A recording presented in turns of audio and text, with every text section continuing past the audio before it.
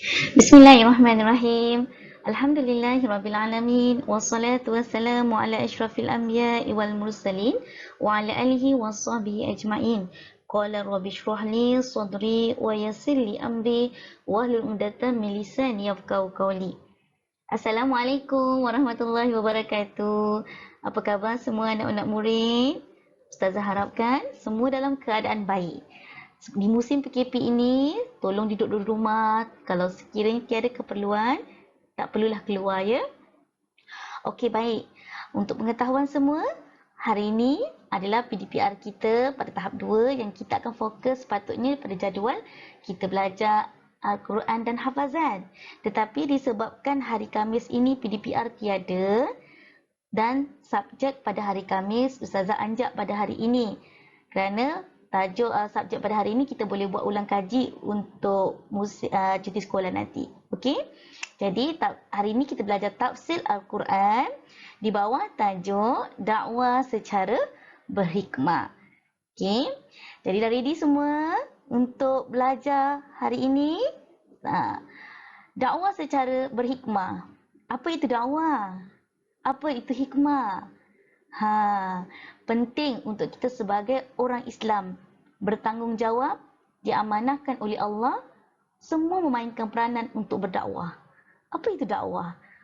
Nanti kita akan kupas lebih dalam lagi bila Ustazah tekan slide dan kita akan masuk pada pelajaran lebih dalam lagi. Okey? Jom kita belajar.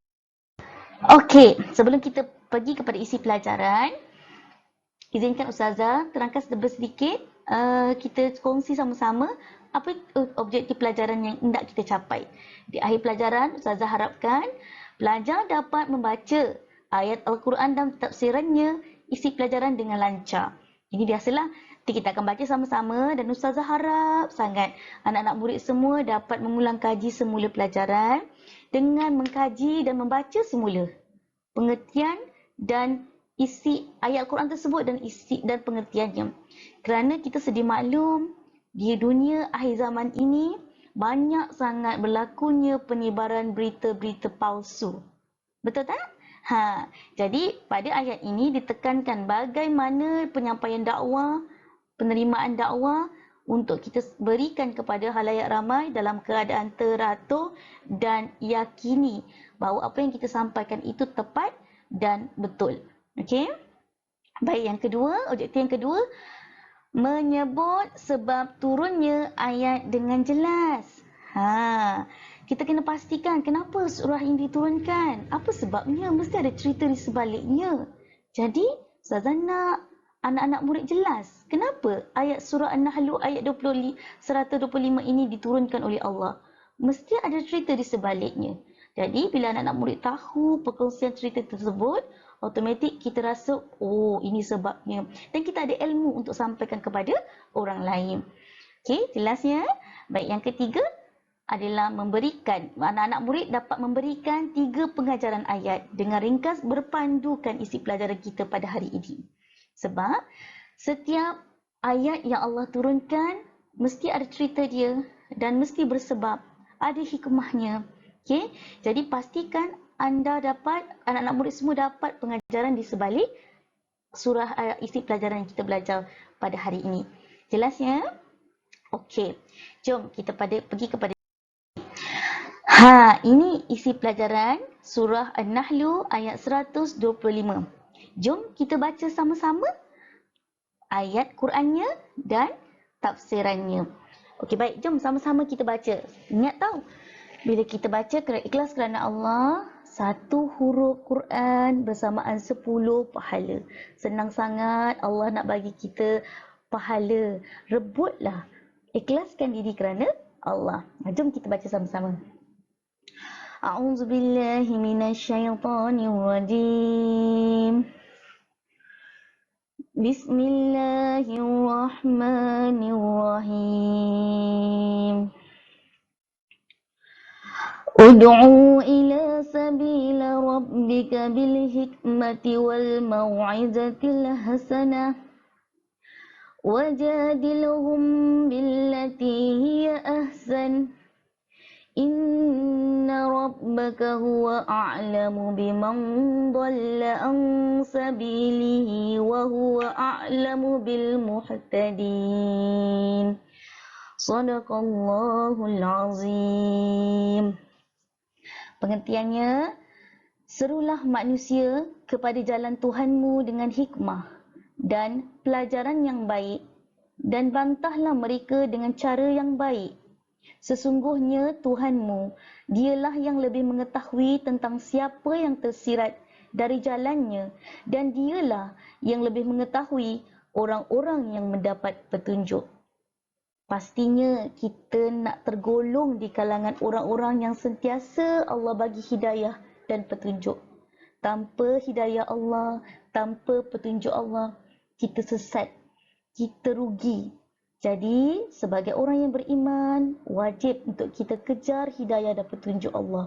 Ini di antara seruan yang Allah berikan kepada kita supaya kita gunakan hikmah dan pelajaran yang baik dan terimalah orang sekeliling kita dengan seadanya.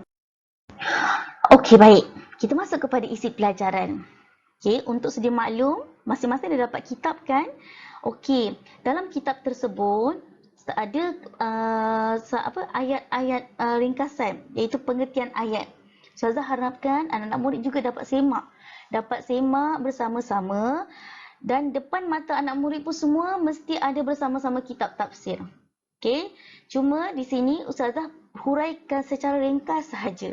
Jadi perlunya anak-anak murid merujuk kitab tafsir itu untuk lebih dapatkan input pelajaran yang Ustazah terangkan. Ustazah sekadar bagi short point saja, dan kewajipan untuk anak-anak murid sekalian menyemak kitab tersebut dan bacakan dengan lebih detail. Okey? Okey, baik. Sebab diturunkan ayat, kenapa ya diturunkan surah An-Nahl ayat 125 ni? Jom kita baca sama-sama. Ayat ini diturunkan sebelum turunnya ayat perintah memerangi kaum musyrikin berikutan peristiwa syahidnya Saidina Hamzah radhiyallahu anhu di dalam medan perang Uhud. Siapa Saidina Hamzah? Siapa tahu? Siapa tahu Saidina Hamzah tu siapa? Correct.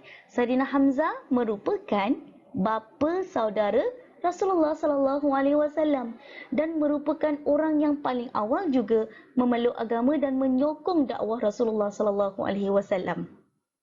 Rasulullah sallallahu alaihi wasallam sangat menyayangi Saidina Hamzah radhiyallahu anhu. Perang Uhud ni bila sayang? Bila anak-anak murid sekalian? Yes, perang Uhud adalah perang pertama dalam Islam. Perang pertama dalam Islam, dan di peperangan pertama itulah syahidnya Saidina Hamzah radhiyallahu anhu. Dan Rasulullah sallallahu alaihi wasallam melihat sendiri bagaimana kekejaman tentera musyrikin Mekah yang diupah untuk membunuh Saidina Hamzah sewaktu perang tersebut. Dan bagaimana kejamnya orang upahan musyrikin Mekah menyeksa Saidina Hamzah ketika dalam perang Uhud tersebut. Dan beliau dibunuh dengan kejam oleh kaum musyrikin Mekah. Okey. Apabila Rasulullah sallallahu alaihi wasallam melihat kejadian itu, baginda bersabda, "Aku akan bunuh 70 orang daripada kalangan mereka untuk menuntut balasan atas kematianmu, wahai Hamzah." Bukan ayat ini menunjukkan Rasulullah sallallahu alaihi wasallam seorang pembalas dendam, tidak sama sekali. Tetapi ayat ini menjelaskan bagaimana keadilan itu ditegakkan di atas haknya. Ya, kerana tidak wajar seseorang itu dibunuh atas dasar dendam, atas dasar tidak kewarasan. Jadi apa pendekatan yang Allah tegur kepada ayat Allah beri kepada Rasulullah sallallahu alaihi wasallam ini? Turunlah ayat ini untuk memastikan Rasulullah bertindak dalam keadaan kewarasan. Okey? Jelas ya? Baik, seterusnya. Tafsiran ayat surah An-Nahl ayat 125 ini. Okey, jom kita baca sama-sama. Allah memerintahkan Rasulullah sallallahu alaihi wasallam supaya menyeru dan berdakwah kepada kafir Quraisy agar mereka mengikuti agama Islam, iaitu agama yang benar di sisi Allah, Kerana satu-satunya jalan untuk mencapai keredaan Allah adalah dengan menganuti serta mengamalkan ajaran Islam sebagaimana firman Allah dalam surah Al-Imran ayat 19, iaitu Inna ad-dina indallahil Islam. Sesungguhnya agama yang benar dan diridai di sisi Allah ialah Islam. Masya Allah, tabarakallah, subhanallah, nikmat yang paling besar dalam kehidupan kita, yang wajib kita kena syukuri, yang wajib kita kena pegang kuat-kuat. Lagi-lagi kita berada di akhir zaman ini, apa dia sayang semua? Apa dia anak-anak murid semua? Yes, nikmat Islam. Nikmat Islam. Allah boleh memberi hidayah, boleh beri petunjuk kepada sesiapa yang dia mahu. Sebab tu kewajipan kita untuk menyampaikan dakwah Islam ini kepada sesiapa sahaja, termasuklah orang sekeliling kita. Peringatan dan pesanan dalam Islam, nasihat dalam Islam sangat ditekankan. Ya, jadi anak-anak murid sekalian, pastikan Islam itu dijaga sepenuhnya, diamalkan ajarannya sebaiknya dalam kehidupan kita semua.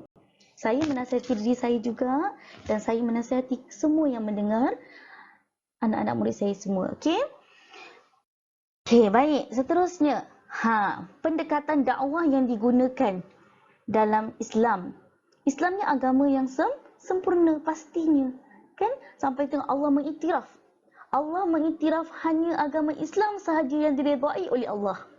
Jadi nak menunjukkan kesempurnaan Islam itu sempurna kerana disampaikan oleh Nabi Muhammad SAW melalui malaikat Jibril. Kan? Diutuskan Allah melalui malaikat Jibril dan menyampaikannya kepada Nabi Muhammad SAW. Jadi agama itu agama itu terus daripada Allah terus kepada Nabi Muhammad SAW dan terus kepada kita. Okey. Pendekatan dakwah yang kita wajib lakukan yang pertamanya melalui cara yang penuh hikmah dan bijaksana. Didatangi kita dengan orang yang marah-marah, orang yang mengumpat mengata kita, bagaimana keadaan penerimaan kita? Orang yang tenang selalu menang. Selalu kita dengar macam tu kan? Tapi hakikatnya begitu. Okay? Dalam Islam, macam mana orang yang mengamalkan ajaran Islam, dia akan menggunakan solusi terbaik dengan cara hikmah dan bijaksana. Begitu juga dengan kita semua. Termasuklah saya menasihati diri saya juga. Bagaimana kita menerima sesuatu perkabaran, bagaimana kita menyebarkan dakwah, bagaimana kita menyampaikan ajaran Islam kepada orang umum terutamanya. Adakah kita sabar? Adakah kita tabah? Adakah kita kental? Adakah kita bijak dengan ilmu-ilmu yang lengkap fakta-faktanya? Rasional dia.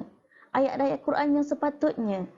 Penting untuk kita mendalami ilmu-ilmu agama, untuk kita jadikan sebagai teladan dan ikon model yang sebaiknya seperti mana contoh yang telah ditunjukkan oleh Rasulullah SAW. Selain itu, pendekatan dakwah memberi nasihat yang baik, menarik dan menyentuh jiwa. Bak kata pakar psikologi, apa sahaja yang datang daripada hati akan sampai kepada hati. Correctly. Betul. Jadi apa yang kita betul-betul, apa yang pedagogi hati ni apa sahaja bermula pada hati. Sampaikan ada hadis Nabi berkata, innamal amalu binniyat. Setiap perbuatan, setiap amalan bergantung kepada niat. Jadi kita tanya niat kita. Bagaimana niat kita sewaktu menyampaikan dakwah? Adakah tujuannya untuk menunjuk-nunjuk? Untuk menunjuk kita ni pandai, untuk menunjuk kita ni bagus, untuk menunjuk kita ni berilmu.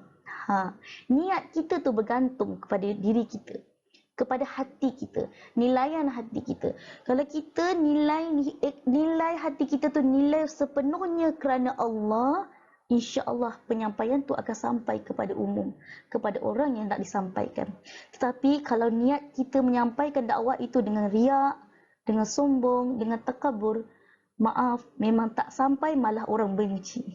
Malah orang mengejek-ngejek, malah orang tak suka. Itulah sebenarnya kesan daripada pedagogi hati yang tak sampai kepada umum.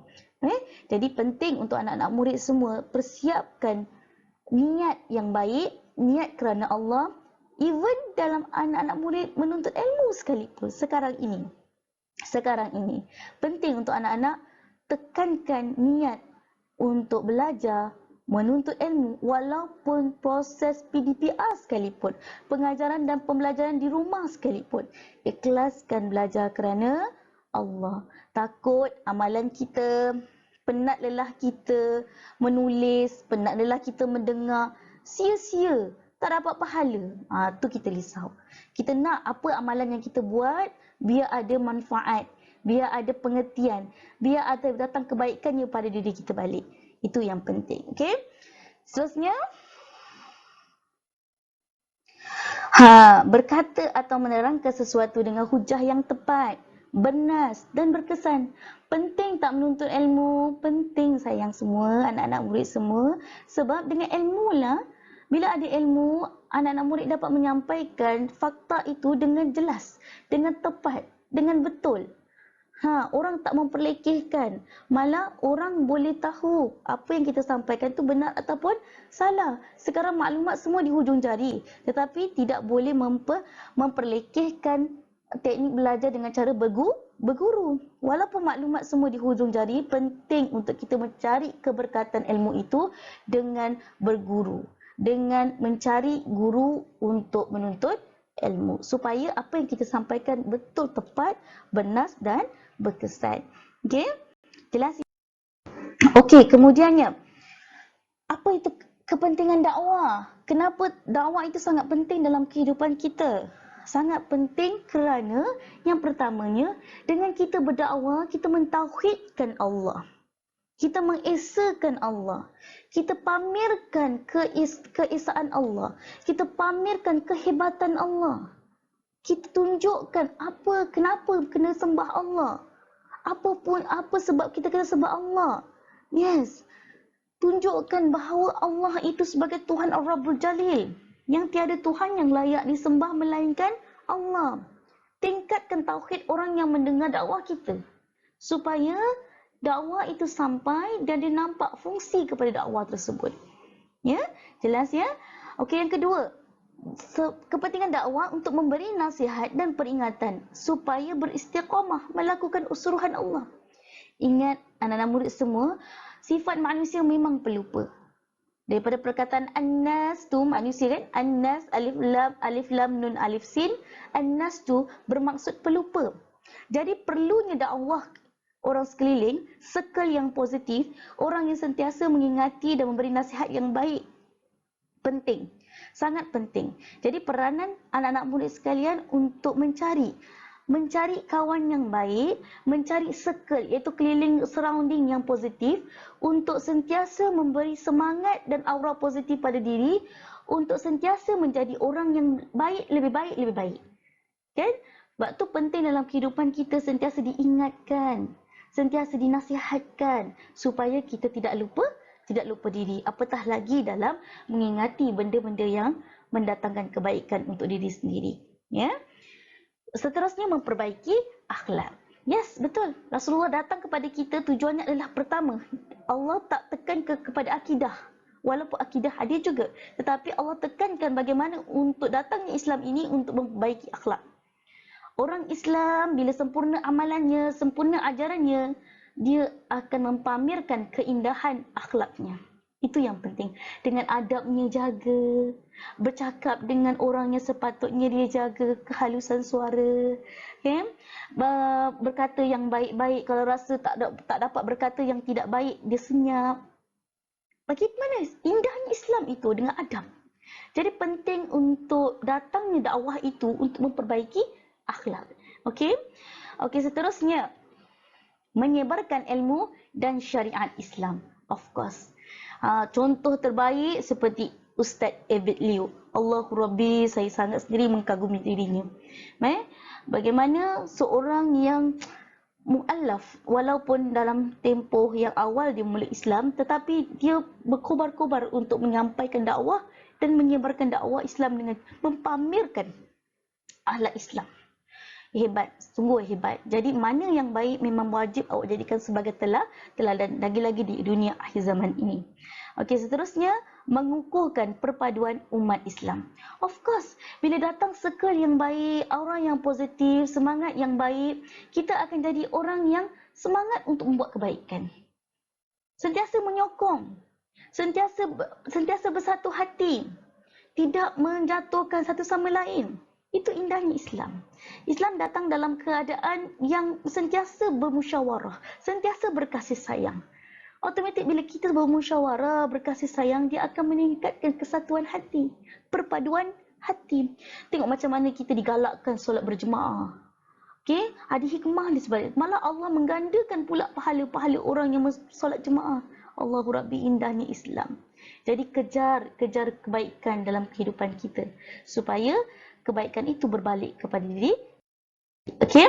Okey, baik. Last sekali, di slide yang terakhir, yang pastinya pengajaran daripada isi pelajaran pada hari ini, iaitu yang pertama, Islam adalah agama yang hak dan diredai oleh Allah Ta'ala.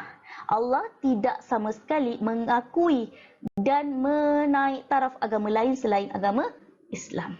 Jadi jagalah nikmat Islam kita yang kita miliki dengan sebaiknya. Amalkanlah ajaran Islam sebaiknya supaya pameran akhlak terbentuk dan dipamerkan dengan sebaiknya. Okey. Jadi seterusnya, tuntutan dakwah wajib dengan cara yang berkesan. Ikut zaman lah. Kan? Zaman kita sekarang, zaman teknologi. Jadi gunakan teknologi itu sebaik yang mungkin. Capaikan konsep dakwah itu dengan meluas. Jangan kita gunakan jari jemari kita membanyakkan lagi dosa. Menimbulkan saham dosa. Tak nak. Elakkan sebaiknya. Elakkan. Untuk kebaikan itu datang pada diri kita balik. Ya, seterusnya umat Islam wajib melengkapkan diri dengan ilmu untuk digunakan pada jalan dakwah. Of course, itu tujuannya anak-anak murid semua menuntut ilmu agama. Dengan ilmu agama ni sajalah yang dapat menyelamatkan anak-anak murid daripada sesaan api neraka, sesaan kubur, dapat tarik lagi ibu ayah masuk syurga. Allah Rabbi, indahnya Islam. Ya, gunakan, manfaatkan diri ilmu agama tu dengan cara jalan dakwah yang terbaik. Okey.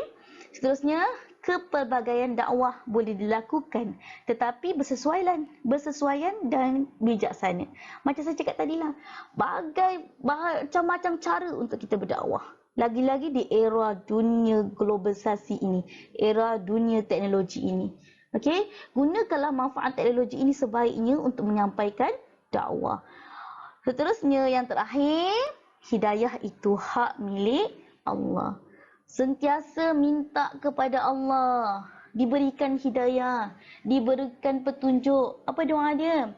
Rabbana la tuzigh qulubana ba'da idh hadaitana wa hab lana min ladunka rahmah innaka antal wahhab.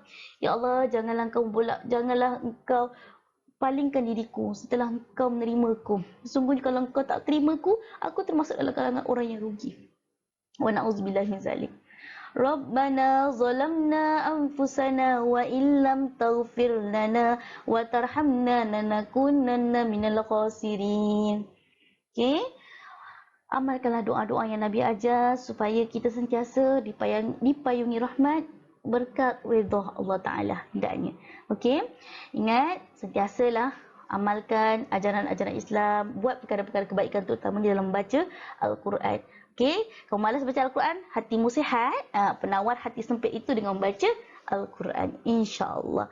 Okey, sampai ini saja pelajaran kita pada hari ini. Ustazah harapkan segala input ilmu dapat diterima dengan baik, dan Ustazah minta maaf sekiranya ada kesilapan dan kesalahan di pihak Ustazah, dan Ustazah doakan yang terbaik sepastinya untuk kalian semua, insya-Allah. Kita jumpa lagi pada PDPR pada akan datang. Semoga anak-anak murid berada dalam keadaan baik dan sihat sejahtera hendaknya. Okey, wabillahi taufiq wa hidayah. Wassalamualaikum warahmatullahi wabarakatuh.